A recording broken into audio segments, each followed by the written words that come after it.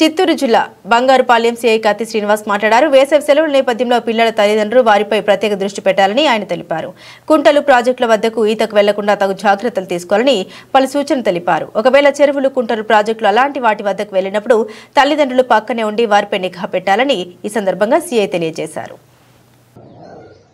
మరి ముఖ్యంగా వేసవికాలం సెలవులు కావడంతో పిల్లలు ఈత నేర్చుకోవాలనే సరదా కోసం బావులు చెరువులు దగ్గర కూడా పోయి ఈ ప్రాజెక్టు ఎక్కడైతే ఉన్నాయో ఆ ప్రాజెక్టుల దగ్గర కూడా వెళ్ళి ఈత నేర్చుకోవాలని సరదాగా ఈత రాని వాళ్ళు కూడా నీళ్ళలో దూకి ఈ మధ్యకాలంలో చాలా మంది ప్రాణాలు కోల్పోవడం జరిగింది.